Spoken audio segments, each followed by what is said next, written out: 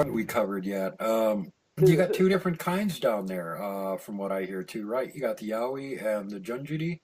Can you tell us a little bit about the second one? Oh yes, the Junjidi. Um, well, yeah. So the Junjidi is like a little. Yeah, it's pretty much similar as described from the orang pendek, but it's in Australia. It's described to be from 2 to 3 foot tall. It's also got names like Ninja Bin or Devil Devil. It's also uh, a mischief, a mischief kind of creature, as described by many people. But yeah, it's also commonly I hear it quite often sighted down in the Blue Mountains area, which is also another Yowie hotspot. Yeah. Do you think, you and the other researchers down there, do you guys think that it might conceivably be baby Yowies that are being mistaken for a different species, or do they seem to actually be some other species? Well, they come from they're kind of like all otherwise described as little hairy men, but it's quite possible that they could be babies. But I've also crossed that thought in my mind too. But yeah, so yeah, it's So quite they're possible. like how tall? Like 2, 3 feet tall? Is that the about the size? Yep. Now it's interesting that we have the same kind of legends in different parts over here in North America, where they're not talking about like little gnomes or leprechauns or something that looks like a human, but something that looks like a mini Sasquatch. It's proportioned like a human, but it's all covered with hair, and it's got like a little round head, and they only get like about 3 feet tall, and they have the same sort of reputation of being mischievous and dangerous, and especially in some of the tribes that have the even smaller versions around. They've got a really bad reputation. They'd much rather run into a Bigfoot than run into one of these things. Yeah. Yeah. Yeah. So that's kind of well, I guess there's some similarities right there. So they could all be connected, I guess. But yeah, that's also another thing when it comes to Yowie. I've heard theories actually that the North American Sasquatch could have evolved from our Yowie. Hmm. I've heard that theory as one, um, among many theories, of course. Um, but yeah, yeah. So it's yeah, I guess you know. mm. So yeah, which So, was so you possible. you pretty much think the Junjidi actually probably is a separate species then, from your take on it, The Junjidi probably is. However, I have not seen one, nor have I documented any reports from it. right? Uh, So when it comes to Junjidi, I know very little about it because of it. I know a lot about Yowie, but as far as the Junjidi goes, I know the basics. But um, I have actually Gary Olcott's one that person I've actually met. He cast I think he's had found like a possible Junjidi print near his property, and I've been to the area where he said it wasn't and a little arch too near his place, which was made of sticks. Um, that's up in that's up northern New South Wales on the coast there. So yeah, Wow. No, are they from what I understand, they're rarely seen. I mean, you see a lot more Yowies than you would see Junjidis.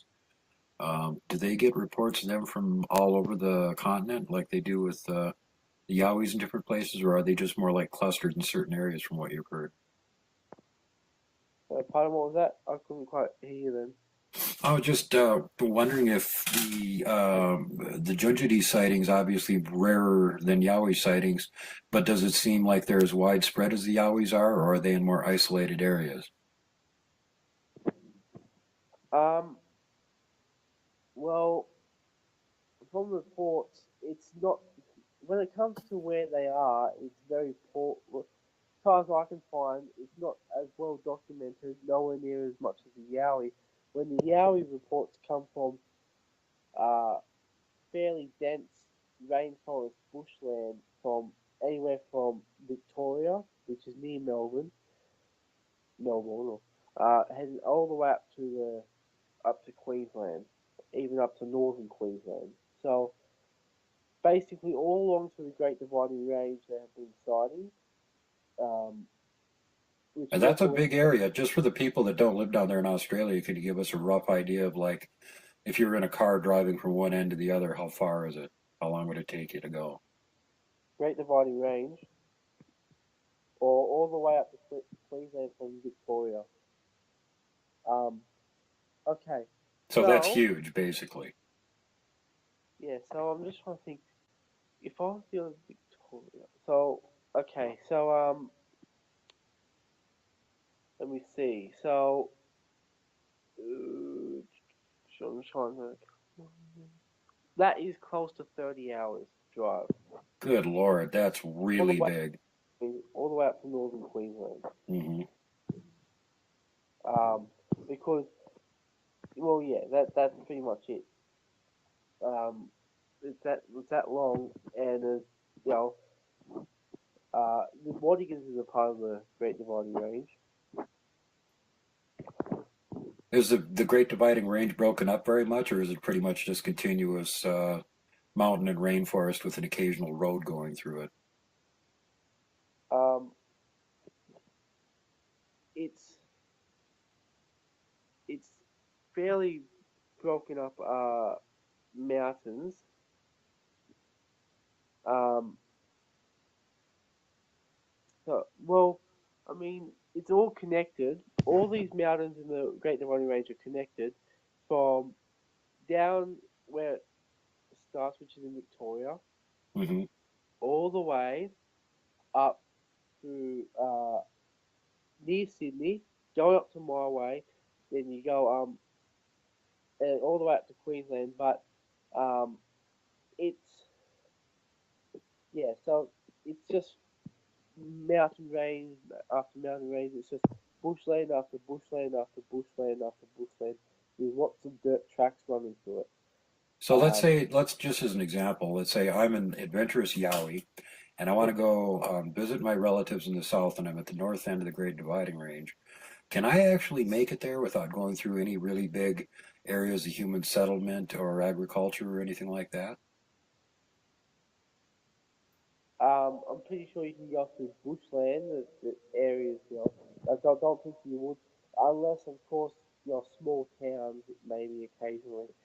Um, And they're easy to avoid. yeah, yeah, but the, you might, so you never really come across, of course, any, uh, you, the chances you come across any sort of, suburb or some suburbia place or city or anything like that would be, I don't think so, no. But Hmm. you would have all this bushland that connects ultimately. Um, it's possible that they could migrate all the way down south. However, when realistically, when people talk about Bigfoots or Yowies running or walking, that they do it a lot with a stride that outruns or outmatches humans. Oh God, So yeah. even if they're that quick as reported, I doubt that they'll get there within a few days or so. Well, it was hypothetical. I don't honestly think the Yowies are migrating from one end of a range that size to the other one.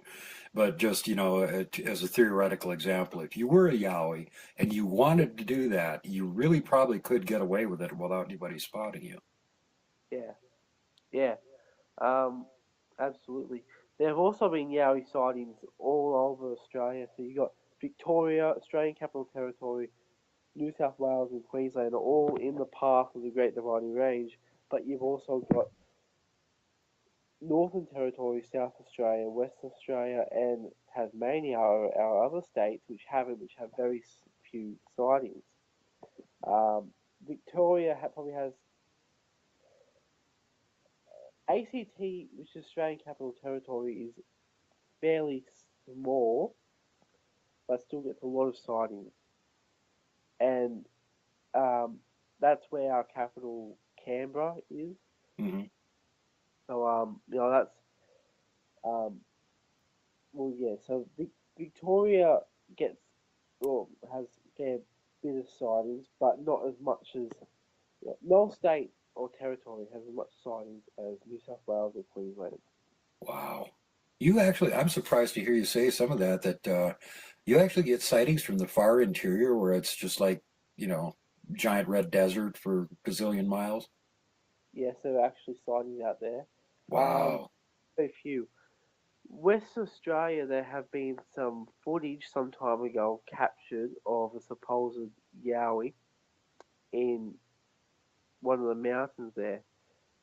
Um, it was caught on photo from down near a cliff. I forget where it was. I'll probably find it again eventually. Tasmania has had sightings too, which is surprising. You have Northern Territory, South Australia also have sightings, um, but it's always mainly when you hear new sightings, it's always mainly New South Wales or Queensland, or even ACT or Victoria, but mainly New South Wales or Queensland. I'm really surprised to hear that there's reports from Tasmania. That's actually the first I've ever heard of that. I didn't know there were Yowie reports from there. Yes, yes. I remember many years ago, I think it was 2014, months after I started getting interested in this, my nan showed me a magazine that she was reading, which actually surprisingly had a whole couple of pages on Yowies and Australian big cats. And one of the reports in that was because I think it was um, like there was a couple vacationing down in Tasmania, which has really nice rainforest, and and so they started getting something coming close to their cabin, which I think was a Yowie. And there's a lot to I can't really remember it. That's just what I think I can remember. But yeah, there have been sightings down in Tasmania, but you'd be lucky to find that much information. Do you think you probably heard about this, it's nearby you over in New Zealand where they have the Moe Howell man. Do you think there's much likelihood that that thing actually exists or that it's just like old legend? 'Cause there sure haven't been very many reports, and what there were that were fairly believable seem to have come back in the 70s and the 80s. Um, there's not many reports nowadays. In fact, I don't think there's been a report in probably a decade or two Hmm. um, of the Moe Howe. Moe Howe man, yeah. Yeah, yeah. I've spoken to some researchers that haven't received a sighting in a long time. So yeah, I mean, there's not much sightings down there at the moment. Right. I'm just curious on your take on it because I was contacted by someone that lives there, and he thinks there's a couple places where they could actually live and still be managing to avoid people, but it's a real long shot. And apparently, there's, you know, if anybody is citing them, they're not talking about it. So he didn't think the chance that there was anything there to really look at was very, very high, to be honest with you. But he thought he'd just let me know that there was this thing there, and there were you know, the Maori had the legends about it and whatnot. Yeah, And so, yeah, I did a little short thing on that last season. yeah, yeah. Well, yeah, I mean, yes, the Maui is probably not one of the most well documented um of all mysterious uh or upright Bigfoot creatures. Hmm. Um, when there's been,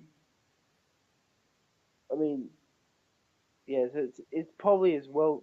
Well, there's a lot more documentation for that than that I can find, or anyone can find, than the Tasmanian Yowie. Hmm.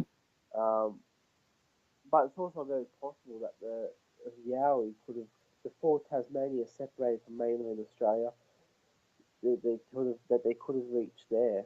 But I also think that um, there would be very few down there. Actually, Yeah, the very problem with New Zealand, from what I heard from the locals down there, is that they just don't think the resources and food were available before the colonials showed up for them to be able to actually make a living. Other than the gigantic birds that were there, there just doesn't sound like there was that much available food for them.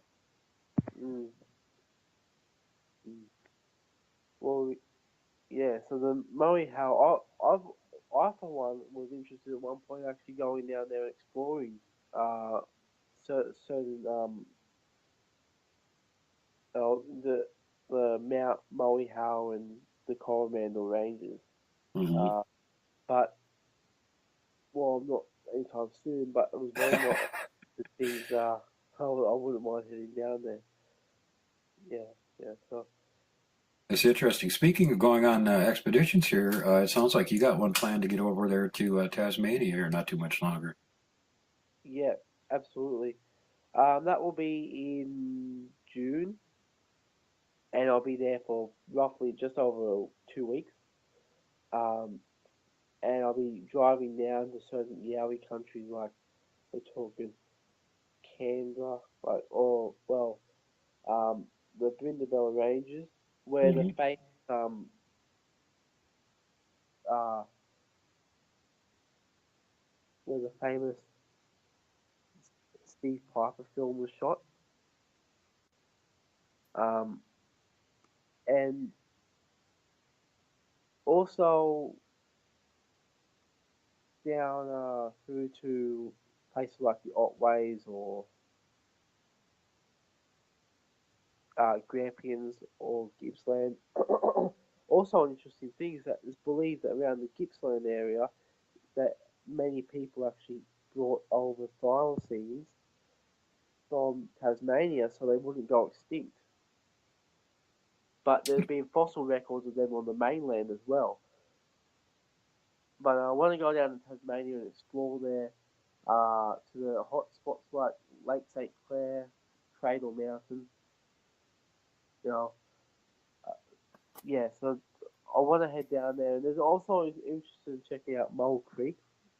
What is it? Mole Creek Hotel, where it's just everything's thylacine. They call it the Tassie Tiger Pub. They got they got they got Tassie Tiger artwork and everything around there. Statue. Even the Tassie Tiger Pub logo, of course, has a Tassie Tiger on it. But yeah, yeah. So it's um, So here, let me throw this one at you, Jack. If you had to rate on a scale of 1 to 10, one being no way and 10 being absolutely, what do you think the chances are that there's still some thylacines running around in Tasmania? And then same question, Australia. the chances of them roaming around still are actually really high. Um, you see, I think, I think it's where I'm not too sure. So just don't take my word for this as if it's fact. But I think with the state, with the governments, for species to be declared extinct, there would have to be no sign of them.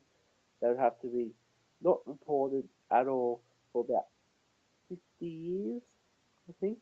Wow. But there were many sightings leading from the 1930s up to um, the 1980s. So basically, within the 50 years after Benjamin had died, there were still many sightings, many documented reports. Well, Do you think anybody that's could be that's seen these Black Panthers could be mistaking a thylacine for a Black Panther? um, I mean, just from the way they move and from the way they're built, and also the thylacine. Correct me if I'm wrong. They've got like stripes on their hindquarters too, and they're not black. actually, I think it's most likely going to be a no with that one because I think when you look at them, the black or the Black Panther, which is it's rare to hear anybody say that they've got some different colour here in Australia, but Hmm. they're just completely, you know, black. But what's interesting you look at what I just said, but you look at okay, so you look at like other sightings of thylacines, like black thylacines. So there are There, sightings of black thylacines then. there have been, yes. Gary Oldpit has also had encounters with about, I think, three in and around his property. Wow. Now, for those who don't know, because they're not Aussies, and if they were Aussies, they would know. Can you tell everybody who Gary Opit is? Gary Oldpit is a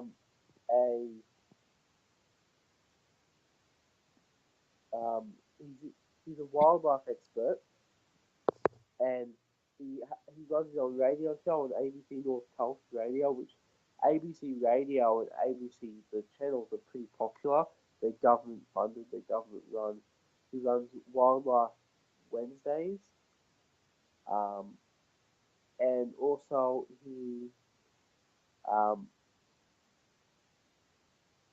yeah, so he's also an author of a book called Australian Cryptozoology, and also another book on extraterrestrials. But Nice. So is he sort of he sort of got the Australian version of like Coast to Coast AM or something? Could we compare it to that? not quite, no, because his radio show is more about wildlife in general, Okay. and Coast to Coast AM, from what I see, is a bit more. Anything. As long as it's weird, it's anything. Yeah. Yes, yes, um, yes, yes. But I would like to note for the record on the thylacine, though, as much as I believe the thylacine, I do see a lot of photographic evidence nowadays, or supposedly photographic evidence nowadays, that I can already, um, you know, debunk as fox, or even in one case, deer. Um, because of the, particularly around the ears. When you, okay, so foxes quite often, okay, they have a little black patch near their ears, Mhm. and one of the photos I was sent may show stripes near the rear end, but when you look at a fox, okay, when you look at a fox, sometimes they have coloration like that near their on the tail, that may look like that, and also that this ear, okay, had a black spot on it, and Mhm. it was shaped a little differently then. And also the tail was bushy. Was another thing. The tail was bushy. And thylacines don't have bushy tails. You know what I mean? So Yeah. yeah. So Yeah. I've seen the old footage of the last one they had live in the zoo before it died, and it's got like this big long, kind of like almost rat tail looking thing. It's got fur on it, but it's real thin fur. It's not long. yeah, yeah, exactly. So yeah. So it just appeared to me to be very fox-like when you jot down all the detail from the photographs. Another photograph I saw had it had um,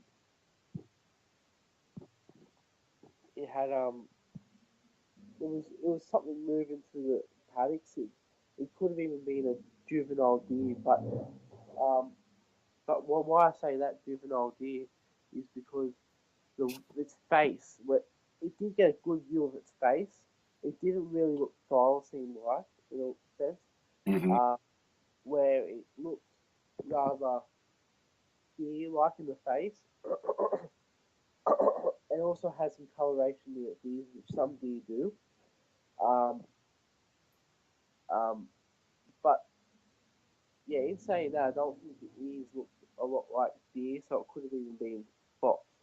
But I'm not, when I say this, I'm just, being honest to people. I'm not really trying to bag them out. I'm just saying, easy misidentification when it comes to stuff like thylacine, probably even more than Yowie, to be honest with you.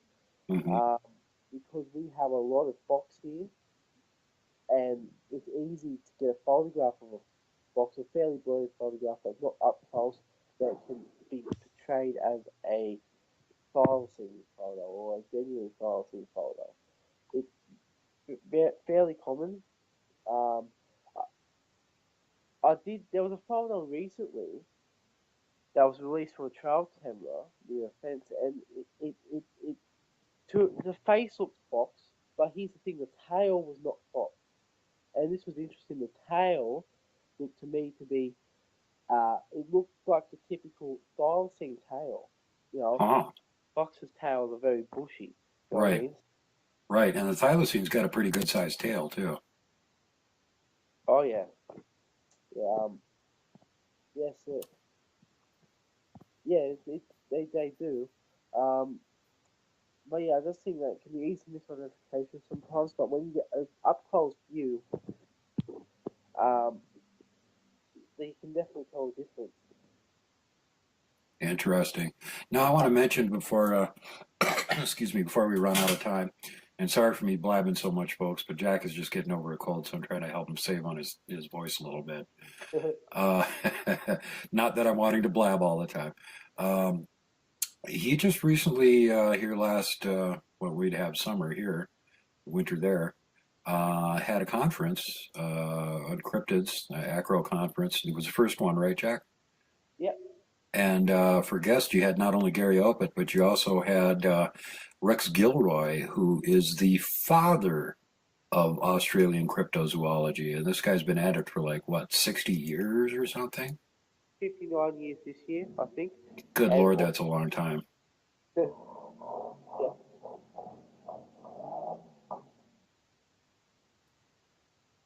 yeah, Now, the reason I bring up Rex is because he's covered all these different cryptids and whatnot, and I'm really glad that you know him and you're getting a chance to get information from him too, because that'd definitely be helpful. But he's also done some research on one of my favorite Australian cryptids, the Megalania. And I was just looking at a report a couple of days ago of a guy who said he was driving down the road and here he sees this 20-foot long guana run across the road. And for Americans, that would be monitor lizard. They're not talking about an iguana when they say goanna. And so this guy's seen some kind of a giant monitor running across the road. And man, I don't know what else you could mistake for that other than a crocodile. It sounds like he was in a place where there weren't any crocodiles. So, either he's hallucinating or I don't know what to attribute it to. What do you think the chances are that there still might be some megalania running around down there? quite possible. But the report you're talking about, is that the one from my database? Or where? Probably, I think so, yeah. Well, that was interesting because this guy, he not only told me about his father's encounter about 35, 36 or so years ago, almost, you know, going up to 40 years ago, but which is actually about roughly 3 hours up north from me. But he also told me about an interesting uh, encounter that his great grandfather had on a property in the 1800s, inland New South Wales, of a Yowie.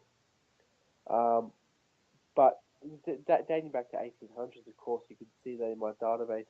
But um, so this was interesting. He he had so this guy obviously, you know, saw this large megalania cross the road right in front of him and disappeared into the bush. Very bizarre, of course. That's a bit up north. And actually, the Wadigans, which is my main research area, used to be a hotspot for the Megalania, and also there's been some sightings from out Cessnock way, which Cessnock is about probably close to an hour from me or something like that. It's a bit up north.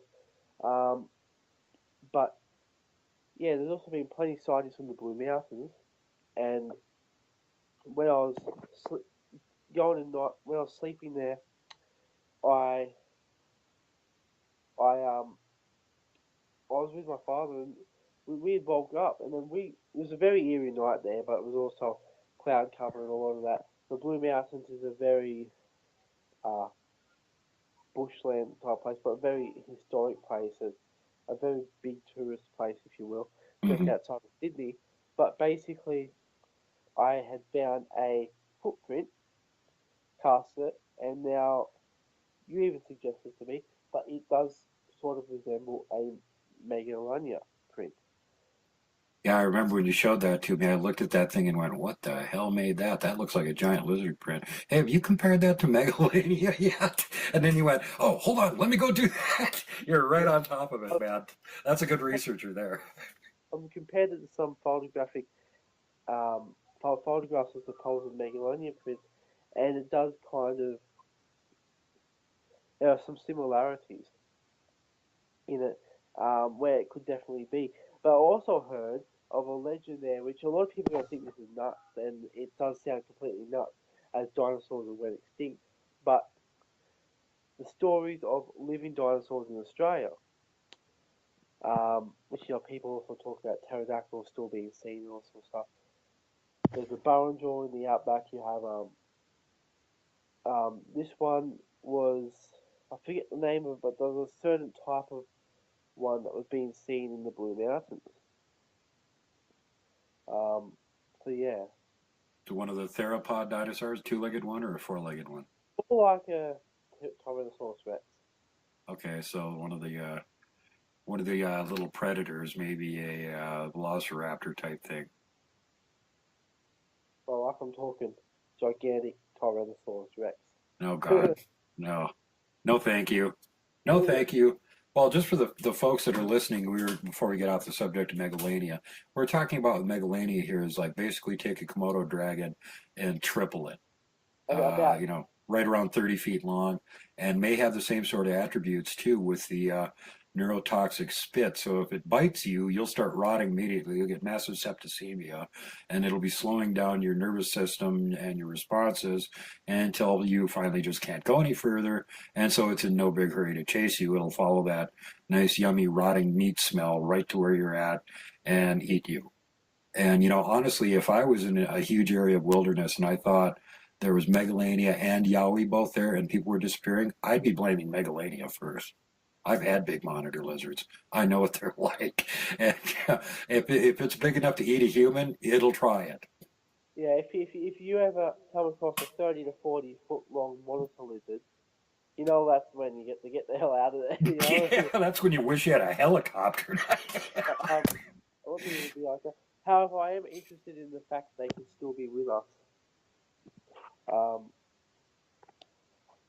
Hey, don't yeah. get me wrong. If they could find a living dinosaur in Australia, that would be just like the coolest thing ever anywhere, as far as I'm concerned. But Oh yeah, yes. But of course, I can't blame people being skeptical because of dinosaurs already, with what happened.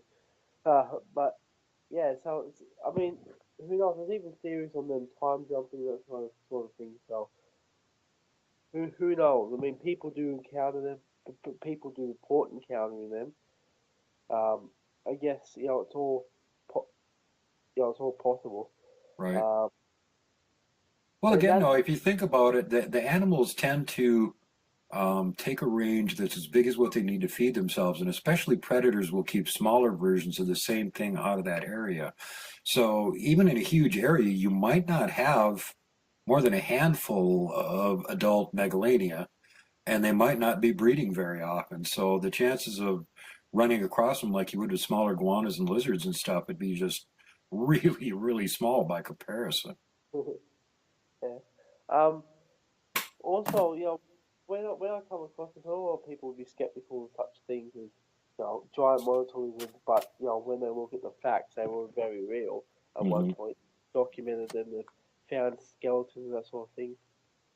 But the thing is that when it comes to this sort of thing, it may seem ridiculous when it comes to living dinosaurs in Australia, but I always find it better as a researcher to keep a skeptical mind, yet also keep a open mind. Right. And I don't think it's fair to keep such a skeptical mind. And there's a lot of researchers who do it, or self-proclaimed researchers who do it, where they keep a skeptical mind and they think that gives them credibility, but it doesn't really add anything to their credibility. But also, there's people that keep such an open mind that they think, you know, without any evidence, Bigfoot's, you know, how do I say, it? Without, Well, no, I know what you're saying. I mean, from my standpoint, that's exactly where I'm at. I am one of the most skeptical jerks in Bigfoot, to be honest with you. If I hadn't seen one, there's no way in hell I'd believe in it. I'd be ridiculing everybody. But because I've seen it and I've seen ghost phenomenon and some other really strange things, it's brought me to the conclusion that we really don't know everything that's going on. And to just automatically dismiss something out of hand because we personally have not seen it or experienced it is really kind of stupid and ignorant. And you really should listen to what people are telling you. You don't have to believe it. You don't have to, even give it much of a chance of being real. But you do have to give them at least, the benefit of the doubt. Maybe this person isn't crazy. Maybe they really did see something. And, just kind of file it away, because at some point you might run into another story that's so similar to it that all of a sudden you're going to stop and go, wait a minute. This is what another person was describing to me 10 years ago. And this is from, like the other side of the country. What the hell's going on here? And I've had that happen to me before. So I've gotten to past the point where I automatically say, no way, that couldn't happen. And I just sort of assign a greater chance of probability to some things than others. But, it's good to keep that information in the back of your mind. We were talking about Igor Burtsev earlier, and Yeah. about some of the researchers he's done. And he was over here in the U.S. with a lady that had grown up out in the middle of nowhere, and she claimed there was a Bigfoot troop around her area, and she knew him, and she had named him, and all this sort of thing, and she had interaction with him. And the first time I saw that show, I was like, this is so ridiculous. This woman is just totally full of it, and she's wasting Igor's time, and da da da da da. But you know what? The more I found out, the more the stuff in her account actually matched up with the things that I was finding out. And the more I started to think that, whoa, maybe this woman wasn't full of it, and Igor was really onto something when he was spending time, doing research with this lady. So, it's better to just not dismiss something and right away go, that's a hoax, because, best case, you're being closed-minded, and worst case, you're going to end up looking like a jackass because it's going to turn out to be true. Yeah. I think I do think I do think it would be good if know in the future Igor comes down to Australia, because we have a lot of stuff. I think he would be very interested in seeing, also with Rex Gurley's research in the relic hominids. I think it would be very interesting to see his take on the Australian Yowie after he's actually made his trip down here, in the future. So yeah, I've been following his work for quite some time. Actually, I think he was in that Russian Yeti documentary that got me first into this field. You know, Yeah. so yeah, Well, so isn't Igor pretty much like the top researcher for the Almasty over there in Russia and Siberia? Isn't he like I pretty think much top dog in that field? I think so. Now, he's the big name that you always hear about. I'm sure there's other guys over there doing it, but their research isn't getting over here into the West very much for me to hear anything about it. Yeah.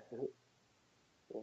Fascinating, though. I mean, the same sort of relic hominid weird description that you keep getting from other places all over the world. And you were even just talking about hopefully going on a little research mission to do stuff on the Orang Pendek, and there's another one. Whatever continent or big landmass you go to, the locals all seem to have legends or ongoing reports about these weird big creatures. So it isn't just in the U.S. and just in Australia.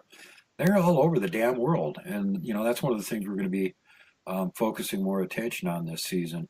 And while we bring it up Igor, now I understand that you're in negotiation with Igor to try and get him to come down for the next big Acro conference that you're having. And I know you don't have an exact date set for it yet, but other than the possible Igor showing up, what other guests do you have lined up for it right now? Neil. So here they are. So well, Igor hasn't been confirmed yet. So it's rather yes or no. He might be there. He might not be there. But the ones that have been confirmed, we've got Murray Byfield, who'll be talking about the historical accounts of Yahoo/Yowie, which Yahoo is also another name for Yowie. And it is Uh, here too, by the way. That's another name for Bigfoot over on the East Coast. They call them Yahoos. and so also we'll be having Gary Olpit talk about bunny, water dogs, and sea serpents. Neil Waters talk about the dingo didn't take my thylacine, and also Rex Gilroy talking about the Yowie mystery solved at last, which will be about his recent uh, evidence into the case of the Yowie. Wow, man! I wish I could make it down there for that. just listening to it is making my mouth water. I'm like drooling here. I go, oh, what is this so bad?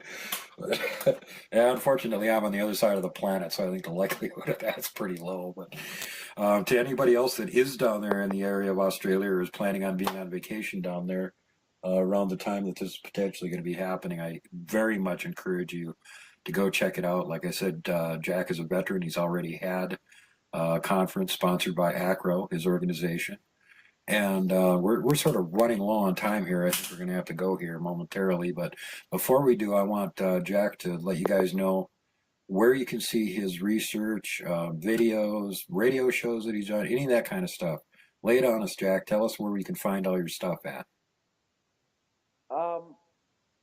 Well, you can find my stuff at you. I have a blog site for the ACRO, which is the www.acroresearch.blogspot.com. Also, www.internationalcryptozoology.com. And also Australian Cryptozoology Research Organisation on Facebook. And also we have a Twitter account which is at JTCryptoman99. And also we are the ACRO Australian Cryptozoology Conference has a Facebook page as well as a site which is www.acroozconference.blogspot.com. And let me remind you before you forget to mention it, YouTube channel. Oh yes, the YouTube channel, Jack the Cryptozoologist. And I enjoy some of his videos, folks. I've checked out almost all of them. He does